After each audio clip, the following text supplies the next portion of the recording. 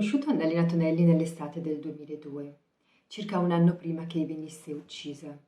Ma questo ovviamente non potevo saperlo, così come sapevo molto poco di lei, di questa donna che sin da subito appariva come una persona straordinaria, fuori dall'ordinario, una donna in qualche modo fuori da qualsiasi schema e da qualsiasi categoria, intelligente, energica, una grandissima lavoratrice, ma soprattutto quello che si notava da subito era questa dedizione straordinaria per i suoi ammalati e una profonda, profondissima spiritualità. Annalena aveva trovato nell'amore per gli ultimi il senso di una vita degna di essere vissuta, una vita che poteva apparire di rinunce e di fatiche e anche di solitudine ad occhi estranei come potevano essere i miei, ma lei amava ripetere la migliore delle vite possibili. La sua è una figura complessa e ricca, una figura di donna capace di rendere una testimonianza alta in un contesto difficile come quello della Somalia, un paese che è stato segnato e lo è ancora da guerre, conflitti, odio, violenze e sempre più anche dall'intolleranza. Eppure proprio lì Annalena aveva trovato il senso profondo della sua vocazione, nonché la possibilità di un dialogo e anche di un incontro. Le tappe della vita di Annalena sono tanti tasselli di un mosaico che è stato costruito a partire da scelte radicali, il cui disegno finale era in qualche modo già scritto, comunque ad Annalena era già molto chiaro. Annalena Tonelli è nata nel 1943 a Forlì e sin da giovanissima si era distinta per questa sua passione, questo suo impegno per gli altri, soprattutto per i più poveri. Per 6 anni si era dedicata agli orfani di un orfanotrofio della sua città e poi un po' alla volta i suoi orizzonti cominciano ad allargarsi e contribuisce a fondare il Comitato per la lotta contro la fame nel mondo. Quindi dopo essersi laureata in legge, nel 1969 decide di partire per l'Africa. Arriva in Kenya e qui consegue l'abilitazione per l'insegnamento della lingua inglese nelle scuole di quel paese. Ma è soprattutto in ambito sanitario che comincia a lavorare, specializzandosi in medicina tropicale e in particolare nella cura della tubercolosi, di cui diventerà una delle massime esperte a livello internazionale.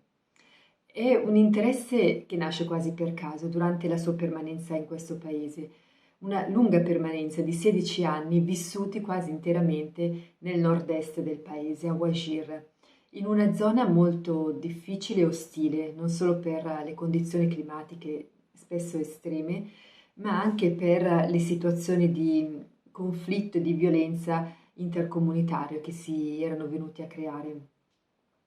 Lì però inizia questa sua lunga avventura accanto ai somali che vivono in questo paese e quindi successivamente ai somali della Somalia. I somali e la tubercolosi, appunto, sono state le due grandi costanti della sua vita, ma anche ovviamente molto molto di più. La storia di Annalena si intreccia evidentemente con la storia recente della Somalia, un paese che sin dal 1991 è stato devastato da un conflitto civile dopo la caduta del dittatore Siad Barre. Era un tempo in cui, diceva Annalena, come nella Bibbia, era il tempo in cui il marito era contro la moglie, il fratello contro il fratello, il tempo in cui c'è così tanto odio che ci si rivolta gli uni contro gli altri. Così è stata la Somalia per alcuni anni. Nel 1992 si trasferisce a Merka, un po' più a sud, ma qui la situazione è per certi versi ancora più difficile perché oltre alla guerra, al conflitto, alle barbarie, anche una terribile carestia uccide le persone letteralmente come mosche. Un'esperienza ricordava così traumatizzante da mettere in pericolo persino la fede. Per 13 mesi Annalena aveva dovuto assumere 2 persone solo per seppellire i morti. A Merck Annalena subisce molte pressioni, ricatti, minacce e alla fine decide di lasciare l'ospedale nelle mani di Caritas Italiana, che manda un'altra donna molto capace e molto coraggiosa, una dottoressa, Graziella Fumagalli, che purtroppo di lì a pochi mesi verrà uccisa. In quel periodo Annalena passa del tempo in Italia, soprattutto in un eremo e soprattutto in preghiera. Nella solitudine, diceva, ritrovi il senso di te stesso, nella solitudine ritrovi il senso di tutto, nella solitudine, nel silenzio ti vedi nella tua povertà, nel tuo essere nulla, trovi il tuo equilibrio ma anche la capacità di abbandono a Dio.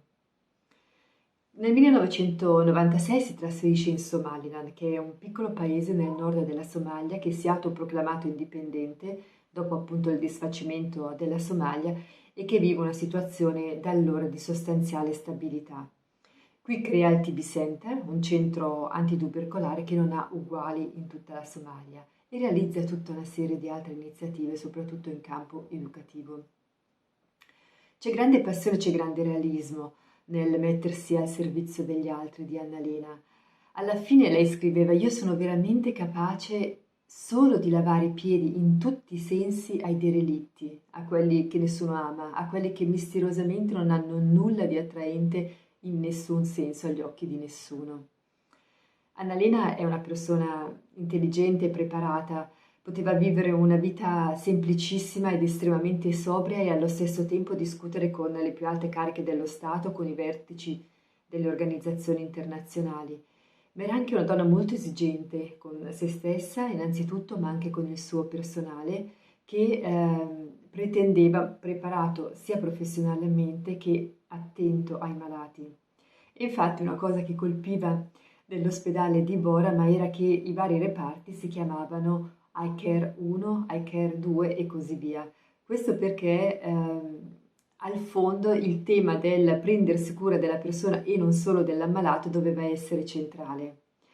La sua del resto è sempre stata una battaglia non solo contro la malattia, ma soprattutto, anzitutto, per la dignità dell'uomo. E questo perché al fondo di tutto, al fondo del suo giro, al fondo del suo operare, al fondo del suo mettersi al servizio c'era una grande, grandissima fede, una fede sincera e profonda che si nutriva del Vangelo e della preghiera, di silenzio e di abbandono a Dio e di condivisione con quelli che lei chiamava i suoi nomadi del deserto, specialmente quelli del Kenya. Musulmani, scriveva, loro mi hanno insegnato la fede, l'abbandono incondizionato a Dio, una resa che non ha nulla di fatalistico, una resa rocciosa e arroccata a Dio, una resa che è fiducia e amore. Il vescovo di Gibuti e amministratore apostolico di Mogadiscio, Monsignor Giorgio Bertin, le aveva concesso di tenere in casa l'Eucaristia. E quello era il cuore segreto e pulsante di quella sua piccola e umile casupola in cui viveva Borama. Lì attingeva la forza spirituale per continuare a testimoniare lei che era unica cristiana a Borama con la vita e con il silenzio. Annalena ripeteva spesso ciò che per lei era stato evidente e fondamentale sin dall'inizio. Partì decisa a gridare il Vangelo con la vita sulla scia di Charles de Foucault, che aveva infiammato la mia esistenza, diceva. 33 anni dopo grido il Vangelo con la mia sola vita e brucio dal desiderio di continuare a gridarlo così, fino alla fine. Del resto, Annalena non è mai stata una donna dalle mezze misure e sempre ovunque ha dato tutta se stessa, senza risparmiarsi, ma era qualcosa più di un senso del dovere, era qualcosa che apparteneva al profondo del suo essere e che si alimentava di quella fede così radicata. Non c'era vezzo del resto nel suo pudore, nel suo nascondersi, nel suo essere schiva, nel non voler comparire. Annalena amava il lavoro nel nascondimento dove si sentiva completamente libera di essere per Dio e per gli altri.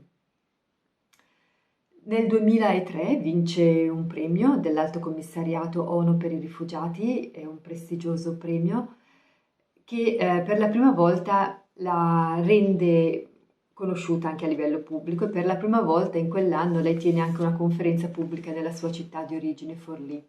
Poi però torna in Somaliland, nella sua terra di adozione, dove riprende con la stessa tenacia e anche con la stessa umiltà la sua lotta quotidiana per la liberazione integrale dell'uomo.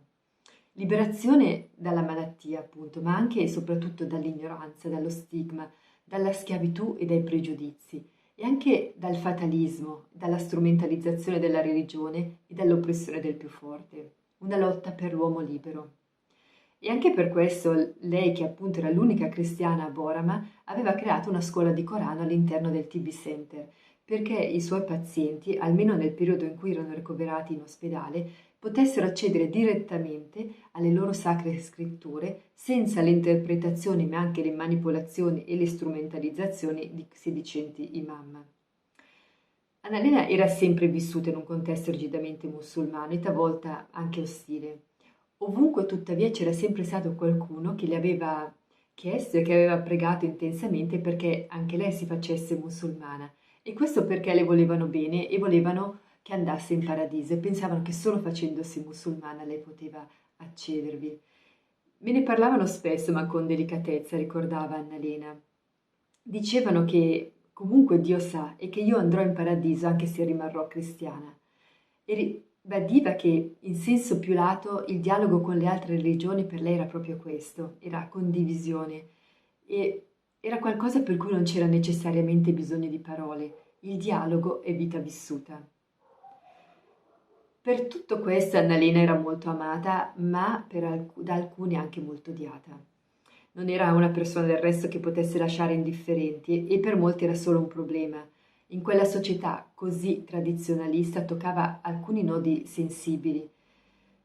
Curava la tubercolosi, che è una malattia diffusissima in Somalia, ma che è considerata prima ancora che una malattia, una maledizione, una punizione di Dio o l'espiazione di un peccato, al punto che alcuni malati vengono lasciati morire. E poi si era dedicata anima e corpo alla battaglia contro le mutilazioni genitali femminili, di cui sono vittima quasi tutte le donne somali. E si era presa cura dei disabili, dei malati mentali, dei sordomuti e così via.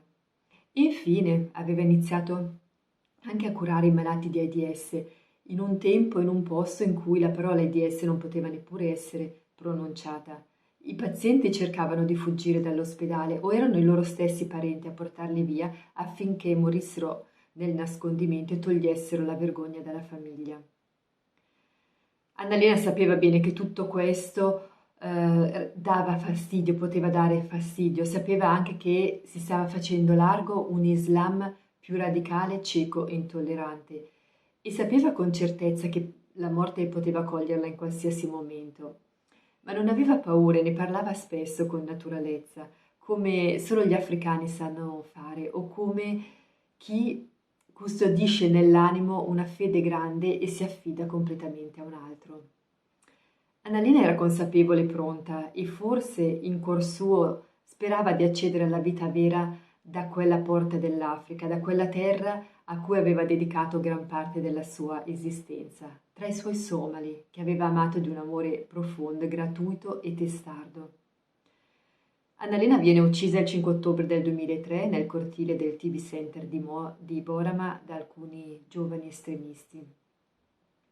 E oggi riposa a Wajir, in quel deserto del Kenya dove nel 69 era cominciata questa sua avventura africana e aveva realizzato per la prima volta quel suo grande desiderio di gridare il Vangelo con la vita, restando fedele ai suoi due assoluti, Dio e gli ultimi. Lì è cominciata e lì si è conclusa la sua avventura umana in terra d'Africa, vicino a quell'eremo dove diceva nel silenzio ai piedi di Dio ritrovi la forza di combattere la battaglia di ogni giorno, prima di tutto con ciò che ti tiene schiavo dentro. Quel silenzio e quel grido oggi continuano a parlare non solo a chi ha avuto il privilegio di incontrarla e di conoscerla, ma anche a tutti quelli che hanno imparato o potuto conoscerla dopo e che potranno oggi dare nuovo slancio alla sua invincibile passione per il Vangelo e per l'uomo ferito.